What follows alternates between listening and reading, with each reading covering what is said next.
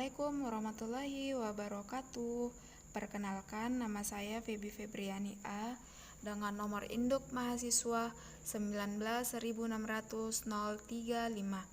Dalam video ini, saya akan memaparkan mengenai adversity question dalam pembelajaran matematika sebagai tugas akhir dari mata kuliah Psikologi Pembelajaran Matematika.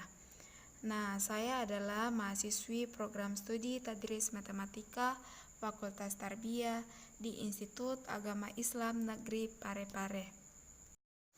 Baiklah, langsung saja kita ke pembahasan yang pertama, yaitu pengertian adversity question. Nah, apa sih adversity question itu? Paul Gestalt mendefinisikan bahwa adversity question sebagai kecerdasan yang dimiliki seseorang dalam menghadapi kesulitan atau hambatan dan mampu untuk mengatasinya. Sedangkan Nurhayati mendefinisikan bahwa adversity question merupakan kemampuan seseorang dalam menghadapi masalah yang dianggapnya sulit, namun dia akan tetap bertahan dan berusaha untuk menyelesaikan dengan sebaik-baiknya supaya menjadi individu yang memiliki kualitas yang baik. Dari kedua gagasan tersebut, maka dapat kita simpulkan bahwa adversity question merupakan kecerdasan individu dalam berpikir, mengontrol, dan mengambil tindakan dalam menghadapi kesulitan atau hambatan maupun tantangan hidup, serta mengubah kesulitan maupun hambatan tersebut menjadi peluang untuk meraih kesuksesan. Next, pembahasan yang kedua adalah dimensi adversity question. Stoltz menyatakan bahwa adversity question terdiri dari 4 dimensi. Yang pertama, kontrol, yang kedua, origin dan ownership, yang ketiga, reach, dan yang keempat adalah endurance. Langsung saja kita ke dimensi yang pertama, yaitu dimensi kontrol atau kendali, yang merupakan suatu kemampuan seseorang dalam mengendalikan dan mengelola sebuah peristiwa yang menimbulkan kesulitan di masa mendatang. Nah, semakin tinggi skor pada dimensi ini, maka semakin besar kemungkinan seseorang dalam memiliki tingkat kendali yang kuat atas masalah yang dihadapi. Begitupun sebaliknya. Next, dimensi yang kedua adalah origin dan ownership atau asal-usul dan pengetahuan. Origin dan ownership mempertanyakan dua hal, yaitu siapa atau apa yang menjadi asal-usul kesulitan dan sampai sejauh manakah saya mengakui akibat-akibat kesulitan itu. Dari kedua hal tersebut ada kaitannya dengan rasa bersalah. Orang yang IQ-nya rendah cenderung menempatkan rasa bersalah yang tidak semestinya atas peristiwa-peristiwa buruk yang terjadi. Rasa bersalah yang tepat akan menggugah seseorang untuk bertindak, sedangkan rasa bersalah yang terlampau besar akan menciptakan kelumpuhan. Selanjutnya, dimensi yang ketiga adalah reach atau jangkauan. Dimensi reach mempertanyakan sejauh manakah kesulitan akan menjangkau bagian-bagian lain dari kehidupan saya. Maksudnya bahwa sejauh mana kesulitan ini akan merambah kehidupan seseorang, menunjukkan bagaimana suatu masalah mengganggu aktivitas lainnya, sekalipun itu tidak berhubungan dengan masalah yang sedang dihadapi. Nah, respon-respon dengan IQ rendah akan membuat kesulitan merembes ke segi-segi lain dari kehidupan seseorang. Dimensi yang keempat adalah endurance atau daya tahan. Dimensi ini merupakan dimensi terakhir pada IQ seseorang, yang merupakan aspek ketahanan individu. Dimensi ini mempertanyakan dua hal yang berkaitan, yakni berapa lamakah kesulitan akan berlangsung dan berapa lamakah penyebab kesulitan itu akan berlangsung. Hal ini berkaitan dengan pandangan individu terhadap kepermanenan dan ketemporeran kesulitan yang berlangsung. Adapun efek dari aspek ini adalah pada harapan tentang baik dan buruknya keadaan di masa depan. Semakin tinggi daya tahan seseorang, maka semakin mampu menghadapi berbagai kesukaran yang dihadapinya.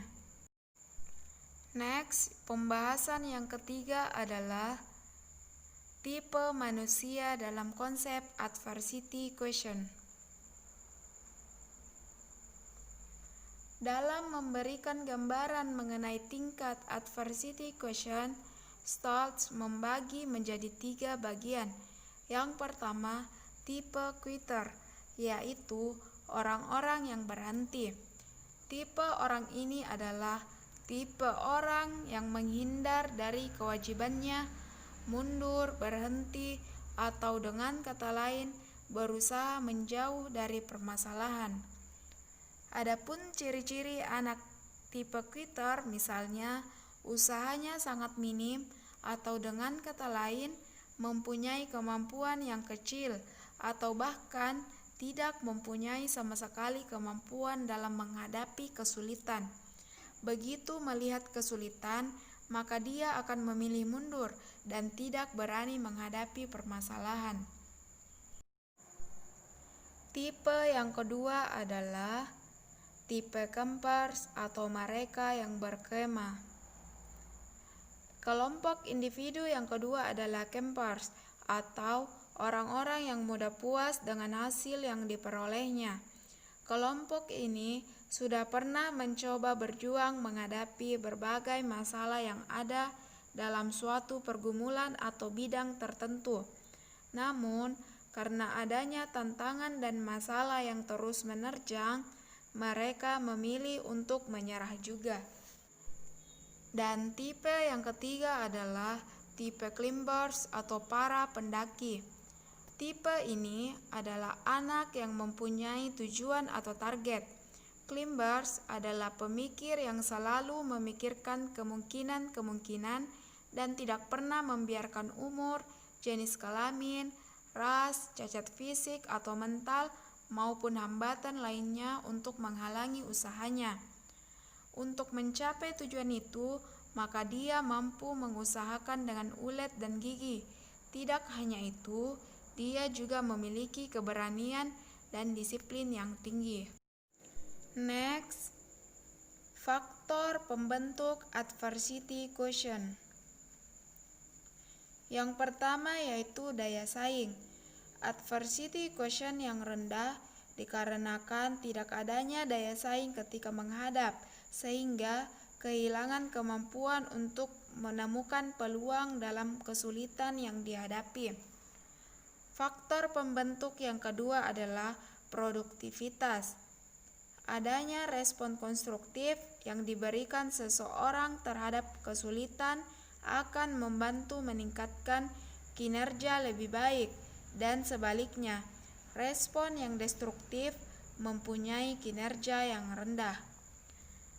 Kemudian faktor yang ketiga adalah motivasi. Penelitian oleh Stoltz yang menunjukkan bahwa seseorang yang mempunyai motivasi yang kuat mampu menciptakan peluang dalam kesulitan. Artinya, seseorang dengan motivasi yang kuat akan berupaya menyelesaikan kesulitan dengan menggunakan segenap kemampuan. Faktor pembentuk berikutnya adalah mengambil resiko. Penelitian oleh Satterfield dan Seligman menunjukkan bahwa seseorang yang mempunyai adversity quotient tinggi atau IQ yang tinggi lebih berani dalam mengambil resiko dari tindakan yang dilakukan. Kemudian, faktor pembentuk yang kelima adalah perbaikan. Seseorang dengan adversity quotient yang tinggi senantiasa berupaya mengatasi kesulitan dengan langkah yang konkret, yaitu dengan melakukan perbaikan dalam berbagai aspek agar kesulitan tersebut tidak menjangkau bidang-bidang yang lainnya. Kemudian, faktor pembentuk yang ketujuh, yaitu ketekunan. Seligman menemukan bahwa seseorang yang merespon kesulitan dengan baik maka akan senantiasa bertahan. Dan faktor pembentuk yang terakhir adalah belajar. Carol Dweck membuktikan bahwa anak-anak yang merespon secara optimis akan banyak belajar dan lebih berprestasi dibandingkan dengan anak-anak yang memiliki pola pesimistis. Dan pembahasan yang terakhir adalah pengembangan adversity quotient atau pengembangan IQ. Cara mengembangkan dan menerapkan IQ dapat diringkas dalam kata L, I, A, dan D. Yang pertama yaitu listening atau dengar, yaitu respon Anda dan temukan sesuatu yang salah. Yang kedua adalah explore atau gali, yang merupakan asal dan peran Anda dalam persoalan ini. Yang ketiga adalah analysis, yang merupakan fakta-fakta dan temukan beberapa faktor yang mendukung Anda. Dan yang keempat adalah do atau lakukan sesuatu tindakan yang nyata. Nah, itulah pemaparan materi mengenai adversity quotient dalam pembelajaran matematika.